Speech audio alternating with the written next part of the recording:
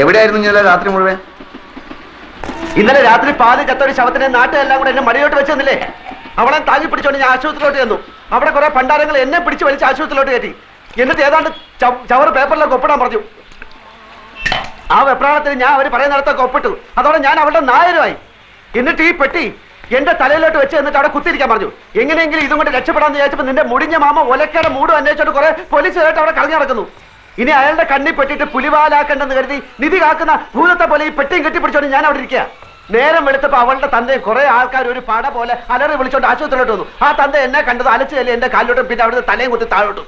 വെട്ടിയിട്ടവൾ ഒരു സൈഡിലെ പെണ്ണും അവസാനത്തെ വലിയ വലിച്ചോണ്ട് തന്ത അപ്പുറത്തും. ആ തക്കത്ത് ഞാൻ പെട്ടി എടുത്തോണ്ടെങ്കിൽ ചാടി. അവൾ ഏതാണ്ട് കോടീശ്വരന്റെ മകളാണെന്ന് പറഞ്ഞ അതിനൊന്നും ഇരുത്തി. നീ ആ പെട്ടി നോക്ക്, അതിനകത്ത് എത്ര രൂപയുണ്ടെന്നൊന്നും എനിക്ക് അറിഞ്ഞൂടാ. ചെറുതാണെങ്കിലും വിലയുള്ള പെട്ടിയാ.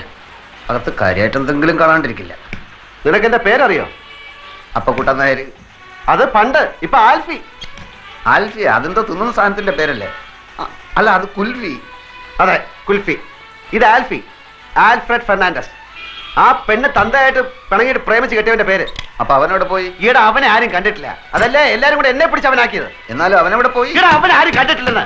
ഈ പെണ്ണ് മാത്രമേ കണ്ടിട്ടുള്ളൂ. അവള് കണ്ണും മൂക്കും തളർന്ന് നടക്കുന്നവന് വാ തുറന്നൊന്നും മിണ്ടാൻ കഴിയുന്നില്ല. എന്റെ ഗതികളല്ല എന്ത് പറയാം. എന്നാലും അവനവിടെ പോയി? അവനെ കണ്ടിട്ടില്ലെന്ന് പറഞ്ഞാ തുറന്നു. ഇതെന്താ വലിയ പെട്ടിക്കകത്തൊരു ചെറിയ പെട്ടി? പെട്ടിയല്ലടാ, കമ്പ്യൂട്ടർ.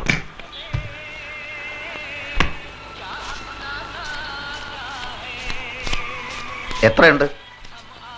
1100 പിന്നെ ഒരു 20. അത്രേ ഉള്ളൂ? നിന്റെ അത്യാവശ്യം കണ്ടപ്പോ ഞാൻ വിചാരിച്ചു അത്രയെങ്കിലും ഉണ്ടല്ലോ. അപ്പോ ചേട്ടനാ, ഇരിക്കണം ഇരിക്കണം. ഇനി താൻ അങ്ങനെ എന്നെ ഇരുത്താൻ നോക്കണ്ട. 2-3 മാസം വാടക കുടിശ്ശികയുണ്ട്. ഇനി അവധിയില്ല. ഇപ്പൊ ഇറങ്ങണം. ഇത് കണ്ട, 2 മാസം വാടകയുണ്ട്. ഇത് അങ്ങോട്ട് കൊണ്ട് തരാതിരിക്കായിരുന്നു. അടുത്ത ഞാൻ 2-3 ദിവസം കൊണ്ട് തരാം. ഞാൻ 3-4 ദിവസം വീട്ടിൽ കൊണ്ട് തരാം.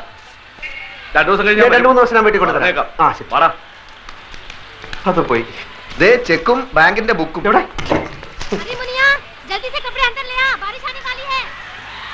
എന്റെ അമ്മോ, 23 ലക്ഷം അവളുടെ അക്കൗണ്ടിൽ ബാങ്കിലുണ്ട്. പടച്ചോനെ, 23 ലക്ഷം. ചെക്ക് ബുക്ക് ഉണ്ട്, നമുക്ക് എഴുതി എടുക്കാം. എഴുതി അങ്ങോട്ട് കൊടുത്ത ഉടനെ കാശ് എടുത്ത് തരാൻ നിന്റെ പാപ്പ അവിടെ മാനരാ? ഒരു വസ്തു അറിഞ്ഞൂടാ. ഇവിടെ അവള് ചെക്കിൽ ഒപ്പിടണം. മണ്ട മുത്തപ്പ. ഓളും ബാപ്പയും മയ്യത്താവുന്നല്ലേ ഇനി പറഞ്ഞത്?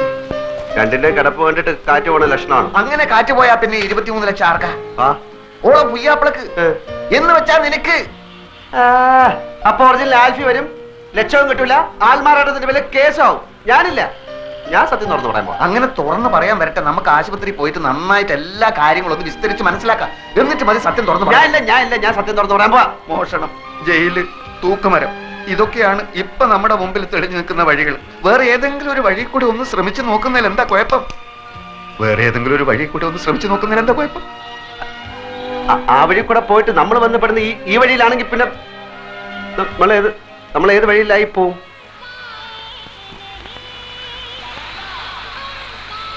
പോയി നോക്കണോ?